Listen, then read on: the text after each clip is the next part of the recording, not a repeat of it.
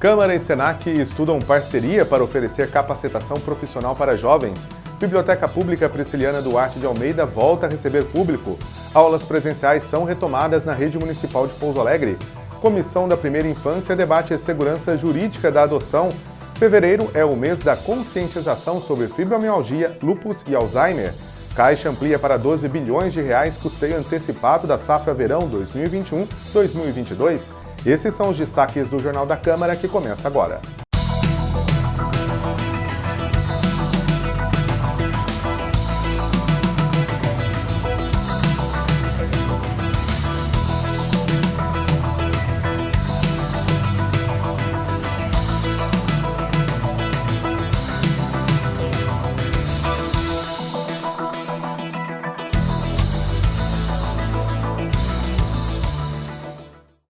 Olá, sou o jornalista Lucas Silveira e este é o Jornal da Câmara. Autoridades, especialistas no tema e deputados da Comissão Externa de Políticas para a Primeira Infância debateram nesta semana a segurança jurídica da adoção no Brasil.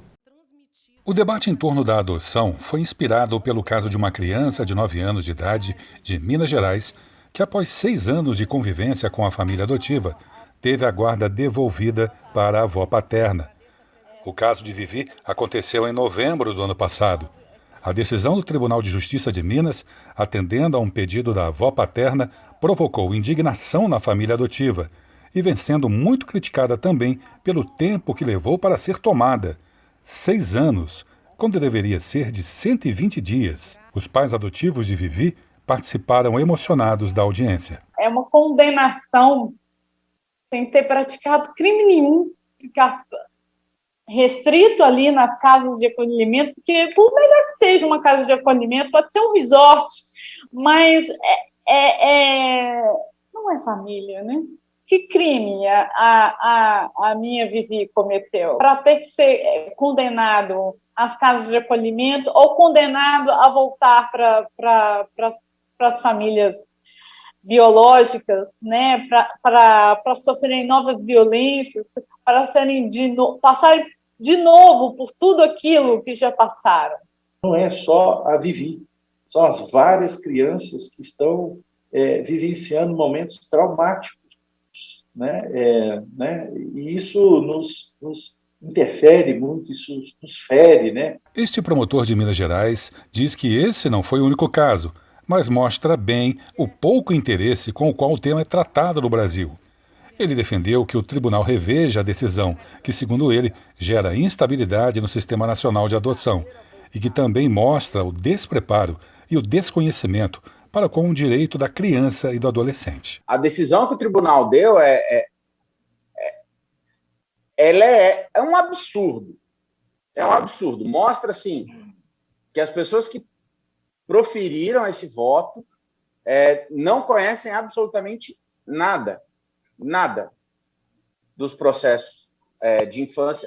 O caso da Vivi é muito claro. Estão tentando devolvê-la, aliás, entregá-la, porque ela nunca esteve com essa avó biológica, para uma avó que vive sob o mesmo teto com o pai de Vivi, aliás, genitor, parricida, que matou o próprio pai para buscar o dinheiro desse homem para utilizar com drogas. E é apenas por questões financeiras que querem essa criança de volta. A representante do Conselho Nacional de Justiça também defendeu a análise e a revisão do caso. Na visão dela, o juízo poderia e deveria ter ouvido a principal interessada, a criança. E a gente tem que ver se juridicamente foi feito com segurança essa ruptura do vínculo com ela. Então, mas nesse dilema entre duas famílias, o que é o melhor para a criança? E aí eu gostaria de trazer aqui esse destaque, né, para o Marco Legal da Primeira Infância, que ele reforça o que já existia previsto desde a Convenção dos Direitos da Criança e do Estatuto, do direito da criança se manifestar. E, geralmente, isso era muito percebido, a lei fala até que obrigatoriamente a partir dos 12 anos, mas isso não exclui antes dos 12 anos, e considerar o tempo das adoções como algo fundamental para a garantia desse direito. Ao prestar solidariedade aos pais de Vivi, a ministra da Mulher disse que também é vítima dessa insegurança jurídica, no caso da própria filha adotiva, e que, por isso, preferiu não registrá-la. Sabe por que eu nunca oficializei a adoção da minha filha indígena?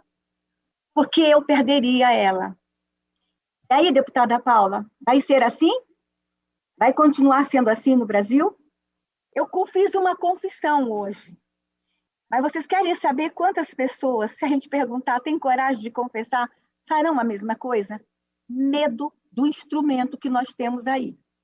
Que vergonha eu, como ministra, falar isso. Deputados que participaram da audiência afirmam que a comissão deve ajudar na solução do problema. Eu espero que essa ação encabeçada pela Frente Parlamentar, junto com a comissão externa, na liderança da deputada Paula, possa ser um instrumento para ajudar essa família, mas principalmente também para que a gente traga soluções para que outras crianças não passem mais por esse tipo de situação. É muito importante que nenhum dos dois, a família biológica, a família adotiva e principalmente a criança, jamais possa ter uma lei fria sem olhar exatamente como foi feito o procedimento e pagar por um erro, muitas das vezes, jurídico ou uma postergação que, muitas das vezes, a justiça não julga no tempo adequado. Agora é hora de oportunidades de emprego. Se você está à procura de uma posição melhor no mercado de trabalho, o CAC, Centro de Apoio ao Cidadão, em parceria com a Associação do Comércio e Indústria de Pouso Alegre, a CIPA, vão te ajudar. Acompanhe. Servente de obras, pedreiro, terapeuta ocupacional, assistente de sistemas júnior, cozinheiro ou cozinheira, soldador, auxiliar de departamento pessoal, operador de escavadeira hidráulica, operadores de trator de esteiras, auxiliar de produção solda SMD, técnico em segurança do trabalho, analista de projetos, vendedor, carpinteiro, armador, auxiliar de logística, eletricista, mecânico de refrigeração, gerente de loja, montador de móveis, cozinheiro ou cozinheira líder, gerente comercial, atendimento de monitoramento diurno, ajudante de instalação de segurança eletrônica, instalador de sistema de segurança eletrônica, operador de caldeira, assistente fiscal, fisioterapeuta, auxiliar fiscal, ajudante de motorista, auxiliar administrativo temporário, consultora de vendas, consultor comercial. A Caixa Econômica Federal anunciou o custeio antecipado da safra de verão 2021-2022 para produtores rurais de todo o país. Com a ação, o banco ampliou para 12 bilhões de reais a participação em operações direcionadas ao agronegócio. O crédito foi ampliado de 3 bilhões para 12 bilhões de reais, recursos que vão para a agricultura familiar, pequenos, médios e grandes produtores, além de cooperativas e agroindústrias. Nós já começamos em dezembro de 2020.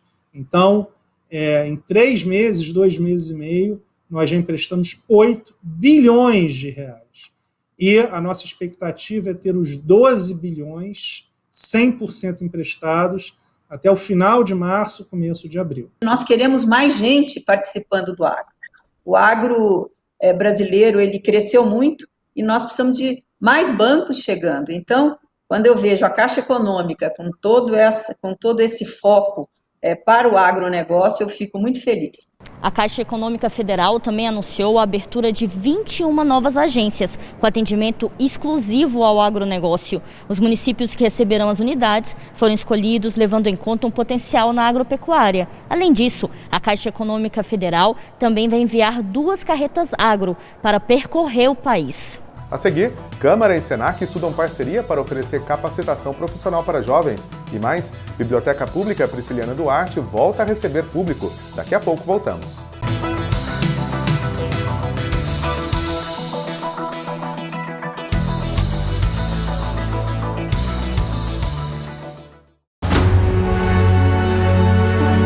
Alexandre de Araújo, nascido no ano de 1922 e falecido em 15 de janeiro de 2014.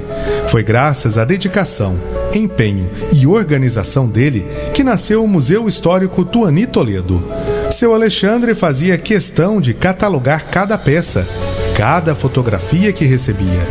Tudo cuidado com muito esmero. Tanto amor pela nossa história que a Câmara Municipal criou um memorial só para ele. Aqui você encontra peças, objetos, roupas, livros, mobiliários e fotografias de seu Alexandre. A máquina de escrever é a que ele usava para providenciar seus arquivos e deixar tudo registrado. Nesta fotografia, tirada em janeiro de 2009, durante a mudança do museu para a sede atual, seu Alexandre segura um dos itens do acervo, uma viola caipira. Vale a pena você fazer um tour pelo Museu Histórico Tony Toledo e conhecer um pouco mais sobre a vida de seu Alexandre de Araújo, um dos grandes defensores da memória do povo pouso-alegrense. Aconteceu em Pouso Alegre. Visite o Museu Histórico Tony Toledo, localizado na sede da Câmara Municipal de Pouso Alegre, Avenida São Francisco, número 320, no bairro Primavera, e faça uma viagem ao passado. Esta é a Bárbara Ellen, atleta pouso-alegrense campeã de karatê. Mas a minha luta agora é outra. O meu desafio é convocar você a separar corretamente o lixo que produzimos em casa. Primeiro, separamos lixo orgânico, que são os restos de alimentos, do lixo reciclável, que são feitos de plástico, papel, metal e vidro. Depois, devemos descartar corretamente, porque a prefeitura já vem aí fazer a coleta. Prefeitura e você, por uma Pouso Alegre sempre limpa.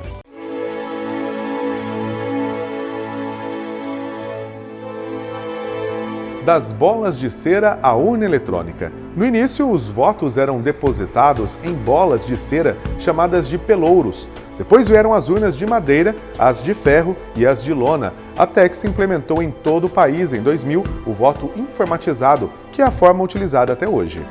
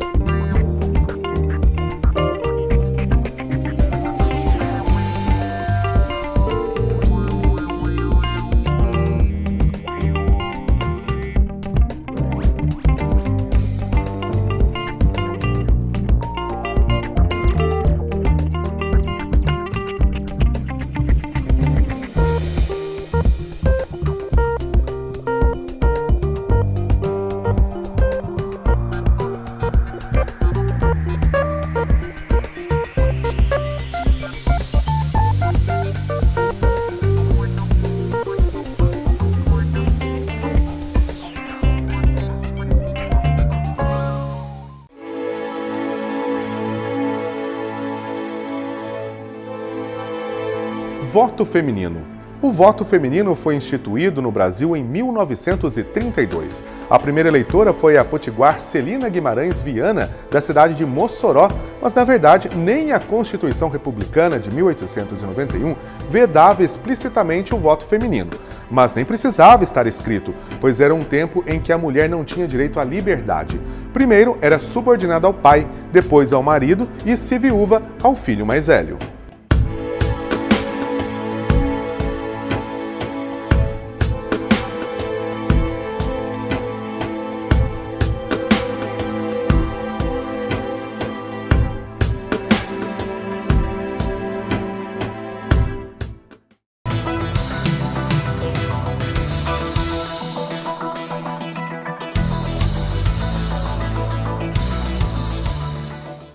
A Biblioteca Pública Prisciliana Duarte de Almeida, em Pouso Alegre, voltou a receber público. Com a medida, a população já pode retirar livros e utilizar a área de estudos, utilizada mediante agendamento. Para a abertura, foram seguidos alguns protocolos, como a limitação do número de pessoas no interior do prédio, manutenção do distanciamento, higienização das mãos com álcool 70% e obrigatoriedade do uso de máscara. Para utilizar os livros, o interessado deve procurar pela biblioteca já com o nome da obra desejada e um funcionário realiza a entrega. Após a devolução, o livro passa por um período de quarentena. Já para a utilização dos espaços de estudo pelo período de 1 hora, que tem limitação e distanciamento de mesas, é necessário um agendamento prévio, que pode ser feito via telefone. 35-3449-4166 ou presencialmente na Biblioteca Municipal, Praça Senador José Bento, número 2, no centro. O atendimento ao público acontece de segunda a sexta, das 8 da manhã às 6 da tarde. Nesta segunda-feira, 22 de fevereiro de 2021, as aulas presenciais da Rede Municipal de Ensino em Pouso Alegre foram retomadas. Estudantes retornaram seguindo protocolos de proteção. O planejamento da volta às aulas da Secretaria de Educação atendeu todas as normas da Vigilância Sanitária e Organização Mundial de Saúde. O retorno é de forma gradual, iniciando com o 9º e 5º anos e por meio da metodologia de ensino híbrido. A volta às aulas foi comemorada por pais, responsáveis e alunos. O plano de retorno às aulas presenciais é um documento que visa o combate à Covid-19. No protocolo, preparado pelos órgãos competentes, constam medidas como o distanciamento mínimo de 1,5 m entre carteiras, obrigatoriedade do uso de máscaras, higienização das mãos com álcool gel, transporte de alunos com capacidade dos ônibus reduzida.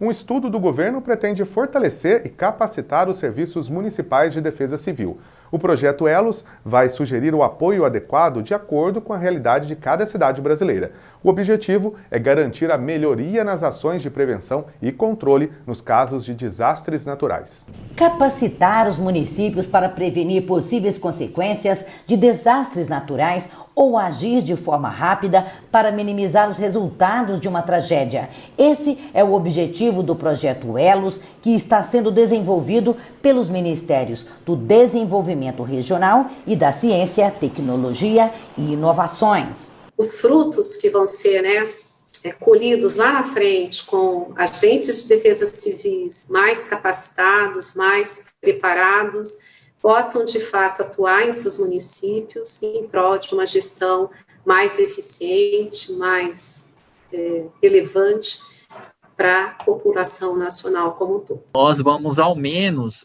visitar um município por estado, né, da federação, para ter esse retrato em profundidade. Nós vamos levar, né, em consideração não só o porte, né, dos municípios, o tamanho da população, mas também os diferentes tipos de desastres. Chuvas intensas, enchentes, deslizamentos ou vendavais.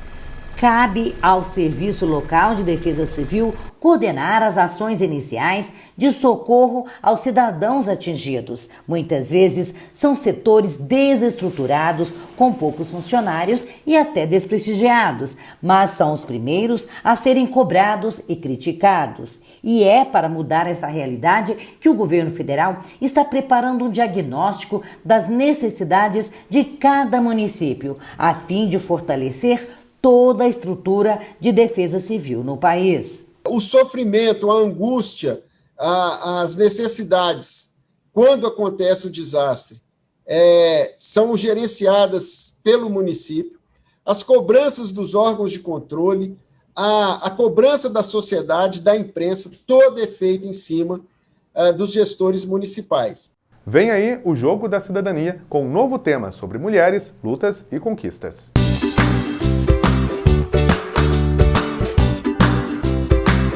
Vem aí o Jogo da Cidadania com um novo tema sobre mulheres, lutas e conquistas. O jogo foi produzido coletivamente pelas escolas do Legislativo das Assembleias do Acre, Minas Gerais, Santa Catarina e das câmaras municipais de Marabá e Pouso Alegre. O primeiro sorteio será no dia 26 de fevereiro e transmitido ao vivo pelo canal do YouTube da Escola do Legislativo de Pouso Alegre. Os sorteios serão realizados toda segunda, quarta e sexta-feira, às 2 da tarde. Neste jogo, você terá a oportunidade de conhecer as conquistas, lutas e os direitos das mulheres, entender que esse é um tema de interesse de todos. A seguir, fevereiro é um mês de conscientização da fibromialgia, lúpus e Alzheimer. E mais, Câmara estuda parceria com o Senac. Os detalhes daqui a pouco.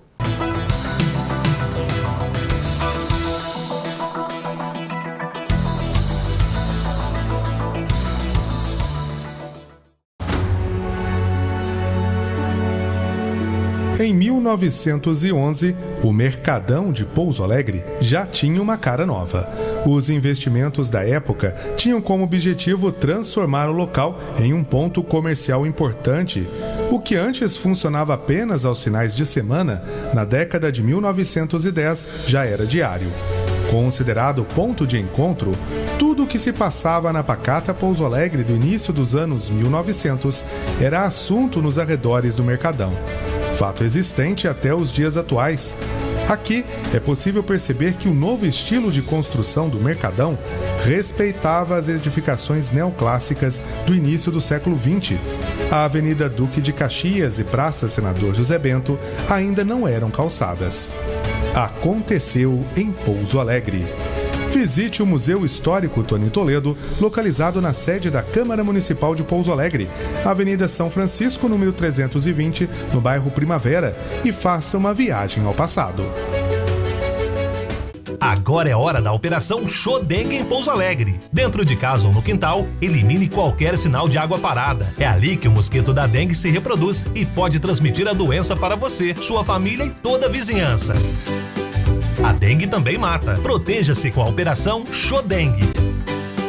Iniciativa Prefeitura de Pouso Alegre. Na dúvida, não compartilhe. Atualmente, qualquer informação falsa ganha muito mais amplitude. Redes sociais e aplicativos de mensagens instantâneas ajudam a dar uma velocidade muito maior ao compartilhamento de mentiras e boatos. Ainda tem mais um detalhe. Normalmente, quem quer espalhar desinformação costuma saber exatamente o que dizer para ganhar credibilidade. Então, essa pessoa vai apelar para os seus gostos, suas crenças, tudo com o objetivo de fazer você acreditar em acontecimentos ou afirmações falsas. Por isso, exercite sua dúvida. Recebeu uma notícia que parece boa demais para ser verdade? Desconfie e confirme antes de compartilhar. Não passe a desinformação para frente.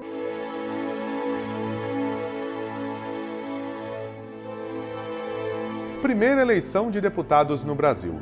Desde a primeira eleição ocorrida no país em 1532 até 1820, o voto era apenas em âmbito municipal, com eleições para o Conselho Municipal. Somente em 1821 que as pessoas votaram pela primeira vez para eleger os representantes junto à Corte Portuguesa. Foram eleitos cerca de 70 deputados.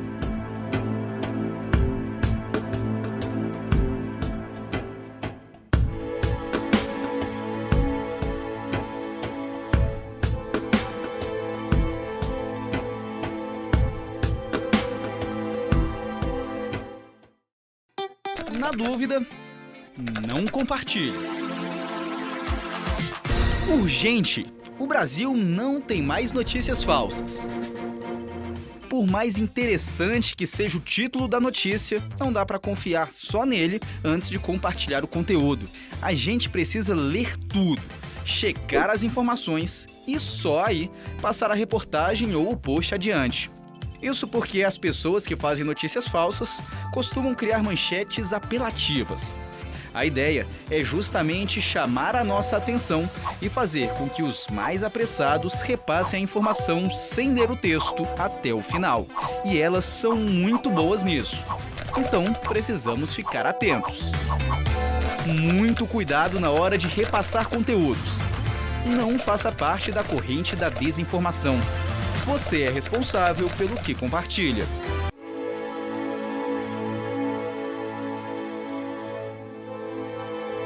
Primeiro presidente eleito pelo povo. A primeira vez que os brasileiros foram às urnas para escolher seu presidente foi em 1894. Para se ter uma ideia, foram 205 presidenciáveis, sendo que 116 receberam apenas um voto. Na época, não era necessário filiar-se a partidos e nem oficializar candidatura. O eleitor tinha liberdade de escrever qualquer nome na cédula, inclusive o próprio nome ou de um cidadão que não fosse candidato. Saiu vencedor o presidente Prudente de Moraes.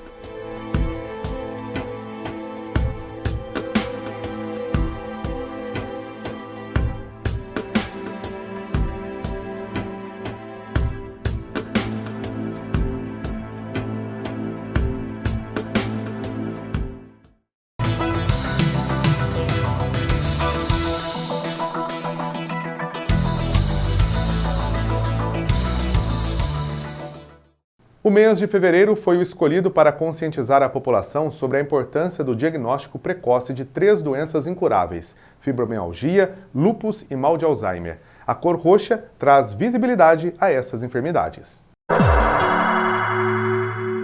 Quantas pessoas numa multidão podem ter sintomas de doenças consideradas incuráveis? Dores pelo corpo, perda de memória, manchas na pele. Mas será que esses diagnósticos são uma sentença definitiva? Pacientes que nunca mais terão qualidade de vida? Fevereiro é mês de conscientização sobre algumas dessas doenças: fibromialgia, lúpus e mal de Alzheimer. A campanha Fevereiro Roxo mostra a importância de procurar um médico assim que surgirem os primeiros sintomas. No início, eles parecem inofensivos, mas quanto mais cedo o tratamento começar, maiores as chances de controlar ou adiar o avanço das doenças e assim ter maior qualidade de vida. A fibromialgia costuma causar dores muito fortes e constantes por todo o corpo, além de cansaço e insônia. A pessoa acorda como se estivesse exausta, sintomas que muitas vezes são confundidos com o estresse do dia a dia. Descobri a doença através de um trabalho. Eu comecei a sentir muita dor, porque eu levantava, sentava muito tempo, andava, corria, pegava a criança no colo. Então comecei a doer muito, todos os tipos do meu corpo, né? Aí no mesmo trabalho ali tinha o médico, né? Eu fui ao médico, que um reumatologista, e ele me disse: isso que você está tendo é fibromialgia. Aí eu até não sabia o que era. A fibromialgia é uma doença que causa dor crônica e dentre os principais sintomas estão dores musculares difusas, além de insônia, e também pode estar relacionado a alguns distúrbios de humor, como ansiedade e depressão.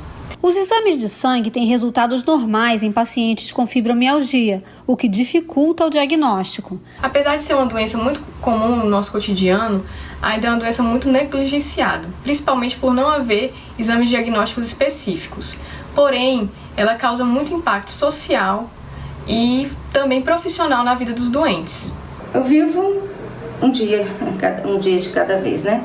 Um dia tá melhor, um dia tô com muita dor. Pescoço, parece que eu estou carregando muita pedra. A pessoa deve procurar um médico ou reumatologista quando tiver dores constantes por mais de 2 ou 3 meses. Apesar de ser uma doença crônica, é uma doença que tem tratamento com grande melhoria na qualidade de vida dos pacientes que sofrem da doença. A maioria dos pacientes de fibromialgia são mulheres entre 30 e 60 anos, mas a síndrome pode aparecer mais cedo, inclusive na infância. Quem tem um parente com fibromialgia é mais propenso a também desenvolver a doença. Não existe nada que possa resolver imediato, mas dá para viver levando essa doença, né? O desenvolvimento da fibromialgia está muito associado às emoções, principalmente ansiedade, estresse e depressão. Por isso, é fundamental ter um suporte psicológico para restabelecer a saúde física. Eu acho que é uma dor, vou falar que é insuportável, dependendo da hora, dependendo da sua cabeça, às vezes tem hora que só piora. A fibromialgia é um adoecimento que provoca dor intensa e constante no corpo, o tempo todo, especialmente quando a pessoa está em crise, né? E aí, imagine o quanto o emocional dessa pessoa fica fragilizado quando ela se percebe sem conseguir fazer as coisas que ela fazia antes. E o que isso tudo pode provocar no paciente? É um adoecimento que causa, na maioria esmagadora dos casos, causa depressão, e a depressão também precisa ser cuidada para que essa pessoa possa se recuperar, né? Até especificamente no tratamento da fibromialgia, a gente usa antidepressivos no tratamento, porque o antidepressivo também ajuda na questão das dores. Há outro fator que pode colaborar muito no tratamento e aliviar as dores da fibromialgia: o exercício físico. A gente tem com a atividade física produções de hormônios como serotonina, que vão trazer um prazer maior, que vão reduzir inclusive as dores que essa pessoa sente, e a própria atividade física, o fortalecimento da massa muscular, o fortalecimento dos tendões, vão fazer com que essas dores minimizem bastante, porque o corpo passa a suportar um pouco mais dessa questão da dor. Maurício alerta que é preciso buscar um profissional que saiba escolher e dosar os exercícios. A dose certa vai te trazer benefício desde o primeiro treino. Muitas pessoas também estão descobrindo os benefícios de tratamentos alternativos, como o biomagnetismo. Eles não substituem a medicina tradicional, são complementares e vêm ganhando cada vez mais espaço. Essa teoria desse tratamento com a colocação de ímãs, que é o biomagnetismo, trabalha principalmente com o princípio da teoria do par biomagnético. Sempre que você coloca o ímã negativo, você tem que colocar o ímã positivo. O terapeuta coloca esses ímãs e o pH na região se equilibra. Quando esse equilíbrio é alcançado, é o organismo que se cura. Ana já teve resultados surpreendentes. Eu tenho 3 casos com certeza confirmados em que a pessoa se libertou das dores da fibromialgia. Uma dessas pessoas era uma senhora que fim de semana o pessoal ia se reunir na casa dela, a família, e ela precisava de ajuda para cortar uma cebola, descascar uma batata, porque ela não aguentava de dores em todas as articulações, principalmente mãos, punhos, cotovelo.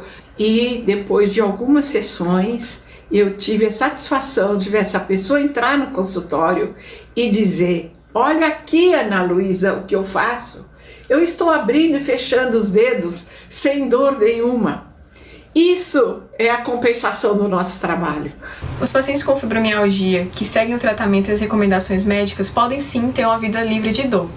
Portanto, procure seu médico, inicie seu tratamento e siga as recomendações prescritas por ele.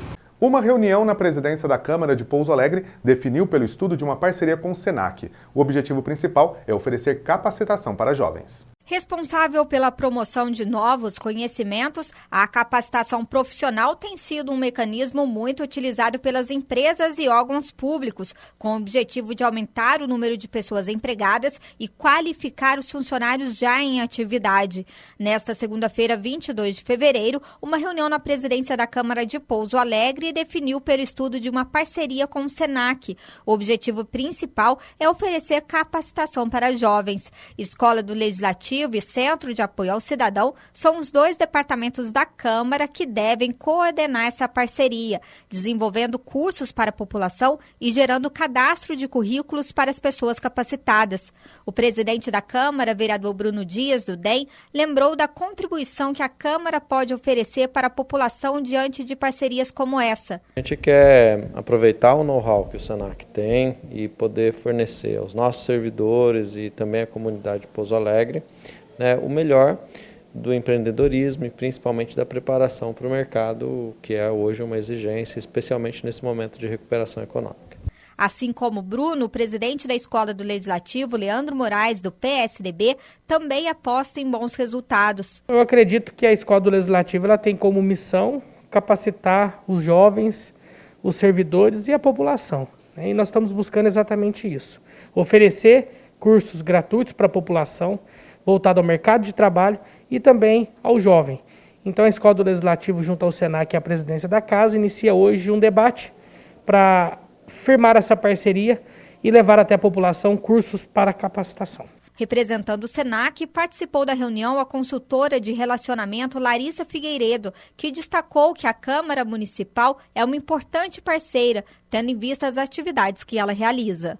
A proposta desse encontro é para a gente firmar as parcerias da instituição SENAC com a Câmara Municipal para desenvolver a capacitação da população e também dos jovens para o mercado de trabalho e aqueles que estão se recolocando no mercado de trabalho. Ficamos por aqui. Obrigado pela sua audiência. Até a nossa próxima edição.